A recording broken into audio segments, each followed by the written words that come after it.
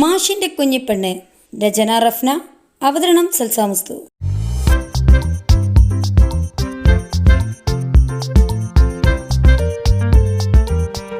പിറ്റേന്ന് രാവിലെ ജുബിയുടെയും റാഷിയുടെയും നിക്കാഹ് റാഹത്തായി കഴിഞ്ഞു. ഓഫ് ലൈറ്റ് ലഹങ്കയിൽ ജുബിയും ദിയയും അത്രയേറെ മനോഹരമായി ഒരുങ്ങിയപ്പോൾ ജിനുവും റാഷിയും അതേ കളറിലെ കുർത്തിയിൽ മിനുങ്ങി. നിക്കാഹ് കഴിഞ്ഞതും ജുബിയും ദിയയും പെൺപടകൾക്ക് അകമ്പടിയോടെ സ്റ്റേജിലേക്ക് കയറ്റി. വലതുഭാഗത്ത് ജുബി റാഷിയുടെ മുന്നിലായി ചെന്ന് നിൽക്കെ ഇടതുഭാഗത്ത് ദിയ ജിനുവിൻ്റെ മുന്നിലായി ചെന്ന് നിന്നു. അതേസമയം അവിടെ കൂടി നിന്നവരും സ്റ്റേജിലുണ്ടായിരുന്നവരെല്ലാവരും അവരെ അറബി വാക്യങ്ങളിൽ മംഗളാശംസകൾ നേർന്നു. റോസിൻ്റെ ഇതളുകൾ അവരെ നേരെ വർഷിക്കും. റാഷിയും ജിനും ഒരുപോലെ മുഖവും തലയും കൂടെ നൈറ്റിൻ്റെ വൈറ്റ് ഷോൾ കൊണ്ട് മറിച്ചവരുടെ മുഖത്ത് നിന്നും അതുയർത്തി അവരുടെ പാതിയിലേക്ക് മിഴി പതിപ്പിക്കെ മുന്നിലുള്ളവരുടെ കാണെ റാഷിയും ജിനും ഒരുപോലെ പുഞ്ചിരിച്ചു പോയി. അടുത്തതായി രണ്ടുപേരും മഹറെടുത്ത് കൈത്തിലിട്ട് കൊടുക്കെ രണ്ടുപേരുടെ ഉപ്പയും ഉമ്മയും വന്ന് ജിനുവിനെയും റാഷിയും ചേർത്ത് പിടിച്ചു. അസ്സലാമു അലൈക്കും. വാലേക്കും സലാം. ഇരുവരുടെ ഉപ്പമാർ ആദ്യം തന്നെ സലാം പറഞ്ഞിട്ട് അവരെ 3 തവണ ഹസ്താനം ചെയ്യേ അടുത്തതായി ജുബിയുടെ ഉപ്പ ജുബിയുടെ കയ്യിലായി പിടിച്ച് അവളെ റാഷിയുടെ കയ്യിലേക്ക് ചേർത്ത് പിടിച്ച് ഏൽപ്പിച്ചു കൊടുത്തു. ഇൻഷാ അല്ലാ, ഇനി മുതൽ നിങ്ങൾ രണ്ടല്ല ഒന്നാണ്. പരസ്പരം താങ്ങായും തണലായും തുണയായും ജീവിക്കണം. റബ്ബ് നിങ്ങളെ ജീവിതം ഹൈറും ബർക്കത്തും നിറഞ്ഞതാക്കി മാറ്റട്ടെ. ഞാൻ എൻ്റെ മകളെ റാഷിദ് എന്ന നിന്നെ ഏൽപ്പിച്ചിരിക്കുന്നു. അത്രയും പറഞ്ഞിട്ട് ഉപ്പ കൈയെടുത്ത് ജുബിയെ നോക്കി. ശേഷം അവളെ നെഞ്ചോട് അണക്കി പിടിച്ച് റാഷിക്ക് നേരെ നിർത്തി. അറിയാലോ, ഒരു ഉപ്പ എന്ന നിലയ്ക്ക് ലാളിക്കേണ്ട സമയം ലാളിച്ചും ശാസിച്ചും വളർത്തിയതാണ്. കൂടുതലൊന്നും പറയുന്നില്ല. എനിക്കെൻ്റെ കുഞ്ഞിനെ പോലെ തന്നെ ഇപ്പം മോനും. സന്തോഷമായി ജീവിക്കണം. ഏതൊരു പ്രതിസന്ധി വന്നാലും രണ്ടുപേരെയൊന്നും ഒരുമിച്ച് നിൽക്കണം. ജുബി, അതുപോലെ ഇത് നിൻ്റെ പാതിയാണ്. നിങ്ങൾ പരസ്പരം സ്നേഹിച്ചതും കണ്ടതുമെല്ലാം ജീവിതം. ഇപ്പം മുതൽ നീ ഒരു ഭാര്യയാണ്. പടച്ചവൻ്റെ കിതാബിൽ എഴുതി ചേർത്ത പവിത്രമായ ബന്ധമാണിപ്പം ഇവിടെ കൂടിച്ചേർന്നത്. അതൊന്ന് ഓർമ്മയുണ്ടായിരിക്കണം. പറഞ്ഞിട്ട് ജുബിയുടെ നെറ്റിയിൽ ഒരു ഉമ്മയും കൊടുത്ത് റാഷിയുടെ തോളിൽ തട്ടി പോകുമ്പോൾ അവിടെ നിൽക്കുന്ന ഓരോരുത്തർക്കും അറിയാമായിരുന്നു ആ മനസ്സിലുള്ള കണ്ണൽ ഏതൊരു മാതാപിതാക്കളും അനുഭവിക്കുന്ന ഒന്നാണത്. നിറഞ്ഞ കണ്ണ് പെട്ടെന്ന് തന്നെ തുടച്ചു മാറ്റി അവിടുന്ന് പോകുമ്പോൾ പിന്നിൽ ജുബി റാഷിയെ നോക്കി കണ്ണ് നിറച്ച് കഴിഞ്ഞിരുന്നു. റാഷി അവളെ നോക്കി കണ്ണ് ചിമ്മി കാണിക്കേ ജുബി പിന്നിൽ നിന്ന് അതൊക്കെ കേട്ട് സെൻറ്റി അടിച്ച് നിൽക്കുന്ന ടീംസിനെ നോക്കി ചുണ്ട് വിളർത്തി. ഇതേസമയം ദിയയുടെ ഉപ്പയുടെയും ജിനുവിനോട് ദിയയോട് സംസാരിച്ച് ഇറങ്ങിപ്പോയിരുന്നു. അവിടെ ഉപ്പയുടെ ഉമ്മയുടെ ഒക്കെ സ്നേഹവും കരുതലും കാണേ ഉള്ളിലൊരു പാറക്കല്ല് കയറ്റി വെച്ചതുപോലുള്ള മനസ്സുമായി ഇനി ഒരു മൂലക്ക് നിൽപ്പുന്നുണ്ടായിരുന്നു. അതിനു വേണൊരു ഭാഗ്യം. അല്ലെങ്കിൽ പടച്ചവൻ എല്ലാവർക്കും ഒരു സന്തോഷം ഒരുമിച്ച് കൊടുക്കില്ലല്ലോ. ആരും കാണാതെ ഷാള് കൊണ്ട് കണ്ണൊപ്പി നിൽക്കുന്ന തോളിൽ അമർന്ന കരം അത് നോക്കാതെ തന്നെ അതാരാണെന്ന് അറിയുന്നത് കൊണ്ട് ഇനി വേഗം ആദിയുടെ നെഞ്ചിലേക്ക് ചാഞ്ഞു. ആദി ഒന്നും ചോദിക്കാതെ തന്നെ എന്നെ മനസ്സിലാക്കി അവളെ അവനോട് ചേർത്ത് പിടിച്ചിരുന്നു. മാഷാ അല്ലാ. ഉച്ചഭക്ഷണം കഴിച്ചു കഴിഞ്ഞതും അടുത്തതായി റാഷിയും ദിയയും ഒരുങ്ങാൻ കയറി. അതേസമയം റെഡിയായി ഇറങ്ങിയ ജുബിയും ചിരുവിനെയും കണ്ട് എല്ലാവരും അള്ളാഹ്ക്ക് സ്തുതി പറയെ അവിടെ അവരെ കാണാൻ ആളുകൾ തിങ്ങി കൂടിയിരുന്നു.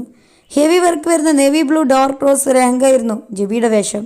ജിനു മെറൂൺ കളറിലൊരു കുർത്തയും അതുപോലെ ദിയ മെറൂൺ കളറിലുള്ള ലെഹങ്കയും റാഷി നേവി ബ്ലൂ കളറിലുള്ള കുർത്തിയുമായിരുന്നു. ഈ വേഷമാണ് വൈകിട്ട് വരെ ഉള്ളത്. ശേഷം കൂട്ടിക്കൊണ്ടു പോകുമ്പോൾ ചെറുതായി ഷാള് മാറ്റി റോൾ ചെയ്യും, അത്രയേ ഉള്ളൂ.